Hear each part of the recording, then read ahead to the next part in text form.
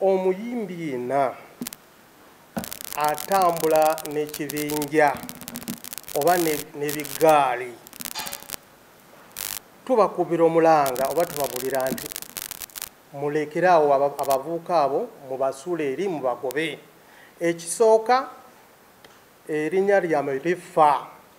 Abavubuka bano oba batambula ne babba ne bakuba abantu bagamba nti abavubuka baani Bonyango, Bono, Alien Skin, Bapalaso. Nga amanya gakola ki gafa. Kati nga gwe tulaba okukiraba ekyo twazze ne tugamba nti omuyimbi yenna toteeka okutambula n'ekibinja oba ekigaali. Tumanya nti mwagala security, muteekwa okutambula n'abantu, naye tugambye oteekwa okutambula oba tutaddewo ekkomo okutambula n'ebigaali. Muteekwa oba tukatuyise kiragiro anti temuteekwa okutambula n'ebigaali. Oteekwa okutambula oba okubeera, kubanga tumanyi mwagala security, okubeera n'abantu abatawera okusuka 5. Abantu abatasuka 5 nga muno erimu DJ, kubanga abayimbi bonna babeera ne DJ yawe, manager ow'omuyimbi, secretary ow'omuyimbi, treasurer ne security, kubanga omuntu omu si gang, omuntu omu abantu 5 basobola okukuma gwe, omuntu omu si 10 si kiki. Singa tunabagwako nga muli mu kigaali, fena tujja bayoola,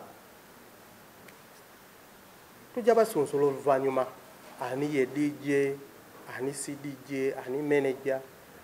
Awo bino bijja kugenda mu maaso kasita gw'oli eyo ng'olongamba nti nze ngenda kutambula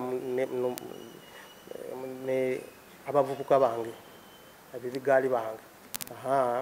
Ebyo bikome.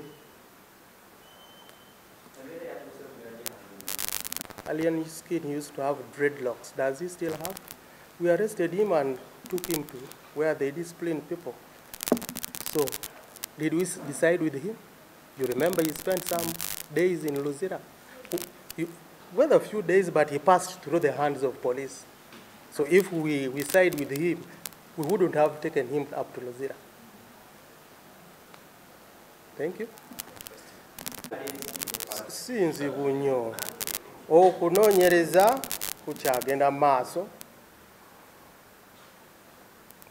N'abanyonyodde luli Palaso ne kati tukyamulinda eri oba Buloba oba Wakiso agenda ayingiza omusango gwe ngeri gye bamulumbye ku stage n'ebintu ebirala tanaba kututuukirirawa Buloba oba Wakiso.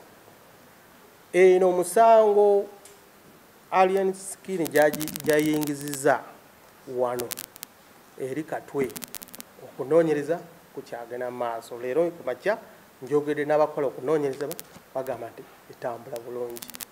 Wadde mpulira anti waliwo meeting bateeseteese mu National Theatre leero wakati wa Alien Skin ne Palaso. Kati ebyo si byange. Democratic Alliance takolagana na NRM. Naye waba ayagala kusala ddiiro kujja mu NRM twagala bampisa, twagala abantu yenna anaapangisa Alien Skin n'omuteeka mu kivulu. Tubasaba bakama baffe nga tetunnaba kubagamba nti atereezezza takyatambula na gganga nga temunnaba kuwulira ddoboozi lyaffe. Alien Skin ate Alien Skin baaba ayina baalumba ne mumuwa ebbeetu n'abalumba n'abakolako effujo n'amala n'addeeka. Teri n'omu agenda kusapootinga kweyo enkola gye wakoze ku kye wakoze, teri agenda kuwagira kuba tekibangawo. Tonnaba kuweza myaka 2 sooka olabire ku bantu abamaze emyaka 20 tebakikolangako. Poliisi tubegayiridde mukole omulimu gwammwe nga poliisi kuba kyannaku nnyo kibi nnyo abantu okujja mu ssho nga bazze kunyumirwa ne